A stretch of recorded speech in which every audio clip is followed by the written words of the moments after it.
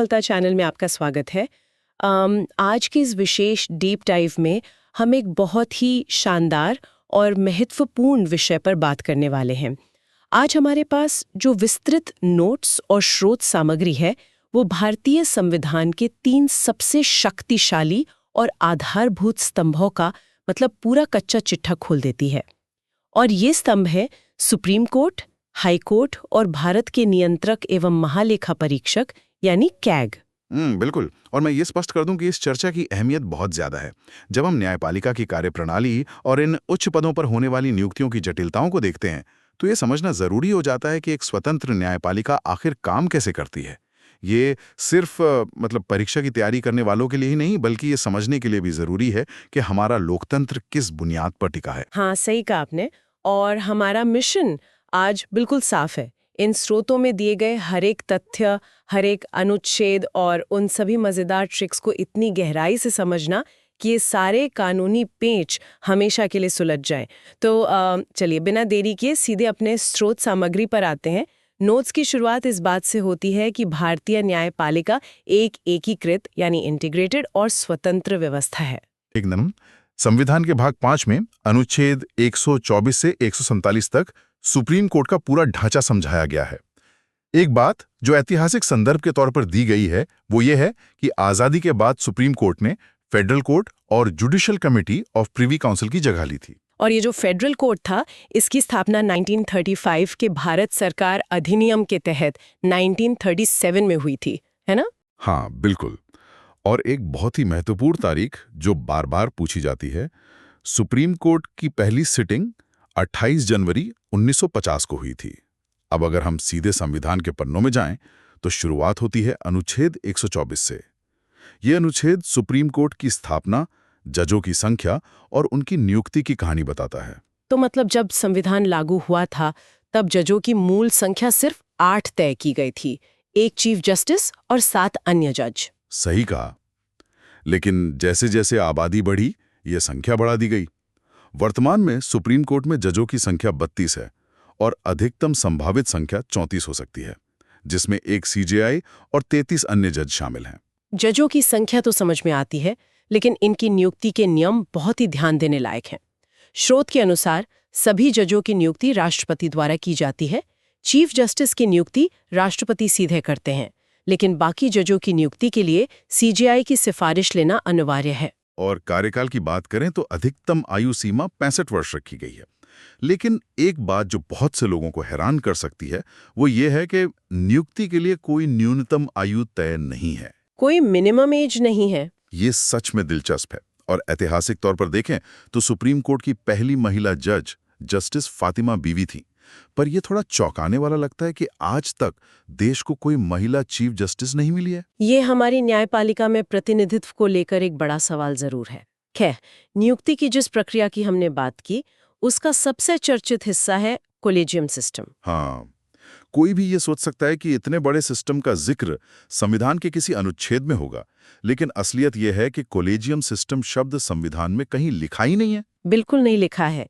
ये प्रणाली संसद और न्यायपालिका के बीच चले टकराव का नतीजा है, जिसे हम जजेस केस के नाम से जानते हैं, जो कुल 4 बार हुए हैं। तो क्या हम इन चारों जजेस केस को ऐतिहासिक क्रम में समझ सकते हैं? पहला मामला 1982 का एसपी गुप्ता केस था, जिसे फर्स्ट जजेस केस कहा जाता है। हाँ, उस वक्त सुप्रीम कोर्ट ने फैसला दिया कि राष्ट्रपति को सीजेआई से सिफारिश लेनी चाहिए, लेकिन यह सिफारिश कार्यपालिका पर बाध्यकारी नहीं होगी। मतलब सरकार का पड़ला भारी हो गया। फिर 1993 में सेकंड जजेस केस आया जी। यहाँ सुप्रीम कोर्ट ने एक बड़ा यू टर्न लिया और कोलेजियम सिस्टम को पेश किया। बिल्कुल। कोर्ट ने कहा कि संविधान में जो परामर्श या कंसल्टेशन शब्द है उसका असली मतलब सहमति है, और ये सिर्फ सीजेआई की व्यक्तिगत राय नहीं बल्कि सीजेआई और 2 वरिष्ठ जजों के परामर्श से बनी एक संस्थागत राय होगी जो राष्ट्रपति पर बाध्यकारी होगी। फिर 1998 में थर्ड जजेस केस आता है। नोट्स के मुताबिक इसमें राष्ट्रपति के एक रेफरेंस पर कॉलेजियम का विस्तार कर दिया गया। इसे 5 सदस्यीय निकाय बना दिया गया, यानी सीजेआई और 4 अन्य वरिष्ठ जज। और इसका निर्णय भी राष्ट्रपति पर बाध्यकारी था। लेकिन सबसे बड़ा टकराव 2015 के 4th जजेस केस में हुआ। संसद ने 99वें संविधान संशोधन के माध्यम से 2014 के एनजेएसी यानी national judicial appointments commission act से कोलिजियम सिस्टम को बदल दिया था। लेकिन 2015 में सुप्रीम कोर्ट ने इस 99वें संशोधन और एनजेएसी दोनों को ही असंवैधानिक और शून्य घोषित कर दिया और कोलिजियम सिस्टम को बहाल कर दिया। एकदम सही। अब अनुच्छेद 124 पर लौटते हैं। अनुच्छेद 124 2A के तहत जज राष्ट्रपति को लिखित में इस्तीफा दे सकते हैं और 124 2B के अनुसार निष्कासन क्लॉज 4 में दिए गए तरीके से होगा। तो जज बनने की योग्यताएं क्या हैं? स्रोत बताता है कि व्यक्ति भारत का नागरिक हो और या तो वो 5 साल तक किसी हाई कोर्ट में जज रहा हो या 10 साल तक किसी हाई कोर्ट में वकील रहा हो, या फिर राष्ट्रपति की राय में एक प्रतिष्ठित न्यायविद हो। इसे डिस्टिंग्विश्ड जूरिस्ट कहते हैं। और उन्हें हटाने की जो प्रक्रिया है वो जजेस इंक्वायरी एक्ट 1968 के तहत चलाई जाती है। हाँ? किसी भी जज को केवल साबित कदाचार या अक्षमता के आधार पर हटाया जा सकता है। संसद क्लॉज 4 के तहत इसकी जांच के लिए कानून बना सकती है। शुरुआत लोकसभा के 100 सदस्य या राज्यसभा के 50 सदस्य करते हैं। फिर ये पीठासीन अधिकारी को प्रस्तुत किया जाता है और एक 3 सदस्यीय आयोग बनता है। बिल्कुल। यदि पारित होता है तो स्पेशल मेजॉरिटी यानी उपस्थित और मतदान करने वाले सदस्यों के 2/3 बहुमत से निष्कासन हो सकता है। अंत में राष्ट्रपति द्वारा निष्कासन होता है। शपथ और प्रैक्टिस की बात करें तो शपथ राष्ट्रपति के सामने होती है और रिटायरमेंट के बाद सुप्रीम कोर्ट का जज भारत के किसी भी कोर्ट या अथॉरिटी में प्राइवेट प्रैक्टिस नहीं कर सकता। सही कहा। अब अनुच्छेद 125 की बात करते हैं जो वेतन से जुड़ा है। जजों का वेतन संसद तय करती है जबकि विशेषाधिकार और भत्ते राष्ट्रपति तय करते हैं। फिर अनुच्छेद 126 है एक्टिंग चीफ जस्टिस की नियुक्ति। जब सीजेआई का पद खाली हो या वे अनुपस्थित हो तो राष्ट्रपति सुप्रीम कोर्ट के किसी अन्य जज को एक्टिंग सीजेआई नियुक्त कर सकते हैं। और अनुच्छेद 127 एडहॉक जजों के बारे में है। जब जजों की संख्या यानी कोरम कम हो तो सीजेआई राष्ट्रपति की सलाह के बाद हाई कोर्ट के किसी योग्य जज को अस्थायी रूप से एडहॉक जज बना सकते हैं। इस दौरान उन्हें सुप्रीम कोर्ट जज की सभी शक्तियां मिलती हैं। यहाँ श्रोताओं के लिए वैकेंसी और एडहॉक के बीच का अंतर स्पष्ट करना जरूरी है। जब पद खाली होता है तो एक्टिंग जज आते हैं, लेकिन जब काम ज्यादा हो और कोरम पूरा ना हो तब एडहॉक जज अस्थायी रूप से आते हैं। एकदम सटीक। और अनुच्छेद 28 रिटायर्ड जजों की सुप्रीम कोर्ट की बैठकों में उपस्थिति से जुड़ा है, जो राष्ट्रपति की सलाह पर सीजेआई तय करते हैं। अब स्रोत में दिए गए क्रम में सुप्रीम कोर्ट के अधिकार क्षेत्र और शक्तियों का विश्लेषण करते हैं। शुरुआत अनुच्छेद 129 से, सुप्रीम कोर्ट का कोर्ट ऑफ रिकॉर्ड होना। इसका मतलब है कि इसके फैसले कानूनी मानकों के रूप में सहेजे जाते हैं और इसे कंटेम्प्ट ऑफ इटसेल्फ यानी अपनी अवमानना के लिए सजा देने का अधिकार है। अनुच्छेद 130 सुप्रीम कोर्ट की सीट तय करता है जो संविधान के अनुसार दिल्ली है। यदि सीजेआई कोई और सीट घोषित करना चाहते हैं तो उन्हें राष्ट्रपति की अनुमति लेनी होगी। अनुच्छेद 131 ओरिजिनल जुरिस्डिक्शन की बात करता है। ये एक्सक्लूसिव है, कोई और कोर्ट इसे नहीं देख सकता। इसमें भारत सरकार और राज्यों के बीच या राज्यों के आपसी विवाद आते हैं। और अनुच्छेद 131A इसे 42वें संशोधन द्वारा 1976 में पेश किया गया था, जिसने सुप्रीम कोर्ट को केंद्रीय कानूनों की संवैधानिक वैधता तय करने का विशेष अधिकार दिया। लेकिन 1977 में 43वें संशोधन द्वारा इसे निरस्त कर दिया गया। इसके बाद अनुच्छेद 132 संवैधानिक मामलों में हाईकोर्ट से अपील का अधिकार देता है। अनुच्छेद 133 सिविल मामलों जैसे संपत्ति, विवाह, तलाक में अपीलीय अधिकार क्षेत्र है और अनुच्छेद 134 आपराधिक मामलों में अपील से जुड़ा है। अनुच्छेद 135 यह सुनिश्चित करता है कि मौजूदा कानून के तहत फेडरल कोर्ट के अधिकार क्षेत्र का सुप्रीम कोर्ट द्वारा प्रयोग किया जाएगा। फिर आता है अनुच्छेद 136 स्पेशल लीव टू अपील। ये कोई विशेषाधिकार नहीं है, बल्कि निचली अदालत में न्याय न मिलने पर सीधे सुप्रीम कोर्ट जाने का रास्ता है। अनुच्छेद 137 सुप्रीम कोर्ट को अपने ही फैसलों या जजों की बेंच के आदेशों की समीक्षा या रिव्यू करने की शक्ति देता है। अनुच्छेद 138 कहता है कि संसद कानून बनाकर सुप्रीम कोर्ट के अधिकार क्षेत्र को बढ़ा सकती है। और अनुच्छेद 139 रिट शक्तियों के बारे में है। मौलिक अधिकारों के अनुच्छेद 32 के अलावा अन्य उद्देश्यों के लिए भी supreme court habeas corpus, mandamus, prohibition को वारंटो और सर्ट्युरारी जैसी रिट जारी कर सकता है। इसके लिए संसद की अनुमति चाहिए। अनुच्छेद 140 एंसिलरी पावर्स यानी सहायक शक्तियों से जुड़ा है। सुप्रीम कोर्ट विधायिका को कानून बेहतर बनाने में मदद कर सकता है। अनुच्छेद 141 घोषित करता है कि सुप्रीम कोर्ट का कानून सभी अदालतों पर बाध्यकारी है। अब बात करते हैं अनुच्छेद 142 की, कंप्लीट जस्टिस यानी पूर्ण न्याय। इसे हम न्यायिक सक्रियता से जोड़ सकते हैं, जहां शक्तियों के पृथक्करण का उल्लंघन होता है, जो भारत में वैसे भी सख्त नहीं है। नोट्स में इसका एक बहुत ही अच्छा उदाहरण है 3 दिसंबर 1984 की भोपाल गैस त्रासदी। यूनियन कार्बाइड कंपनी में मिथाइल आइसोसाइनेट के कारण जो तबाही हुई, वहां सुप्रीम कोर्ट ने अनुच्छेद 142 का उपयोग कर डिक्री पास की थी। बिल्कुल। अनुच्छेद 143 एडवाइजरी ज्यूरिसडिक्शन है। राष्ट्रपति सुप्रीम कोर्ट से सलाह ले सकते हैं।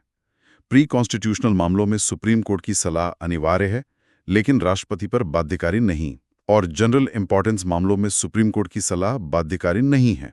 अनुच्छेद 144 निर्देश देता है कि सिविल और न्यायिक अधिकारी सुप्रीम कोर्ट की सहायता में कार्य करेंगे। अनुच्छेद 145 रूल ऑफ कोर्ट है। सुप्रीम कोर्ट राष्ट्रपति की मंजूरी से अपने नियम बना सकता है जो संसद के कानूनों के खिलाफ ना हो। अनुच्छेद 146 सुप्रीम कोर्ट स्टाफ और खर्चों का प्रबंधन है। सीजेआई स्टाफ की नियुक्ति और शर्तें तय करते हैं, और ये सारा खर्चा भारत की संचित निधि से दिया जाता है। और अंतिम है अनुच्छेद 147 इंटरप्रिटेशन।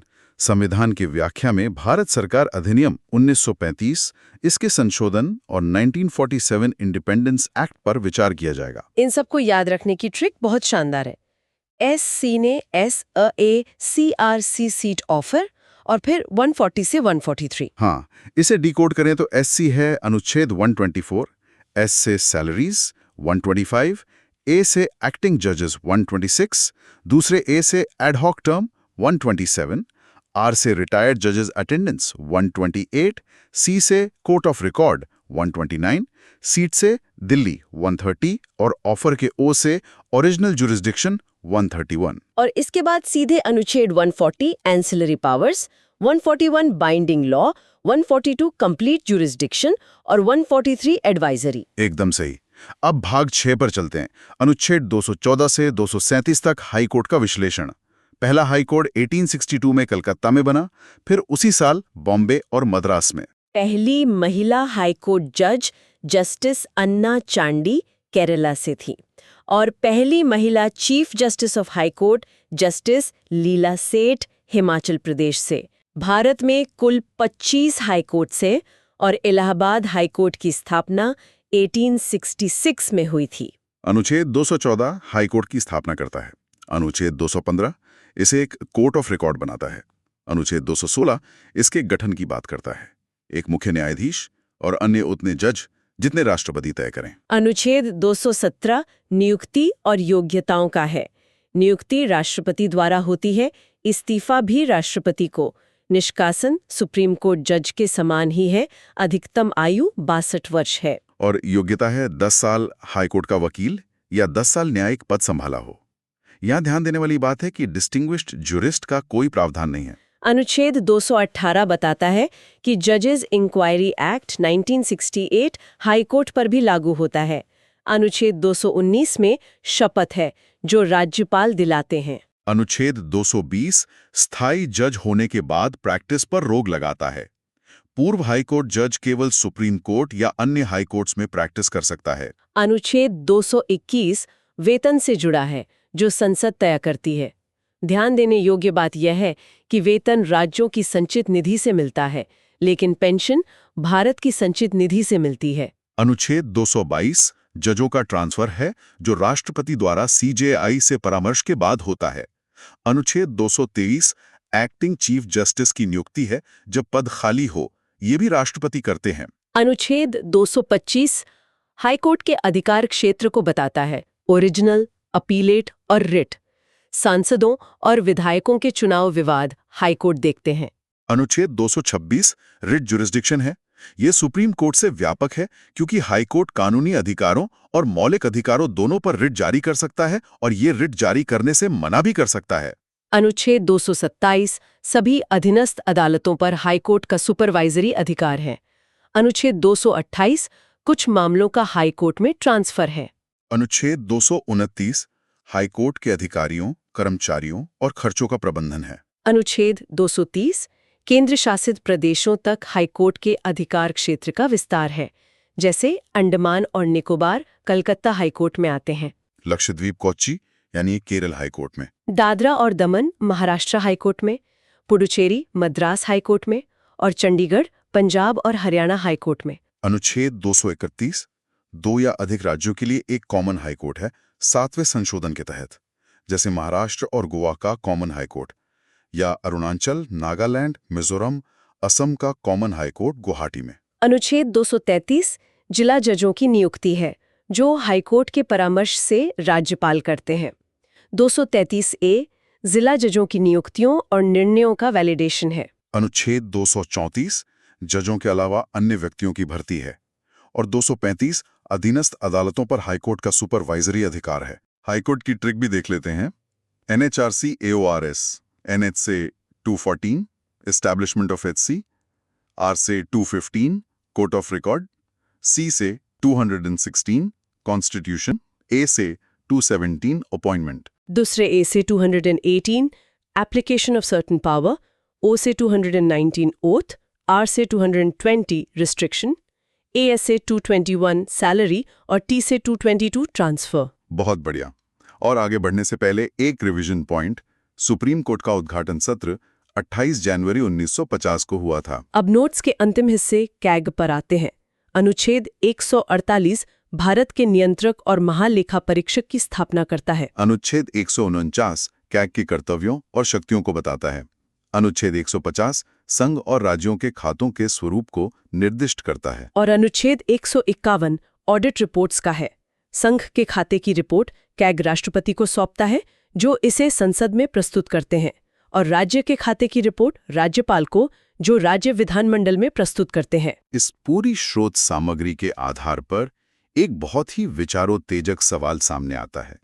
हमने देखा कि कैसे सुप्रीम कोर्ट अनुच्छेद 142 के तहत पूर्ण न्याय के लिए शक्तियों के पृथक्करण के सिद्धांत को पार कर सकता है, और कैसे हाई कोर्ट के पास अनुच्छेद 226 के तहत सुप्रीम कोर्ट से भी व्यापक रिट शक्तियां हैं। बिल्कुल।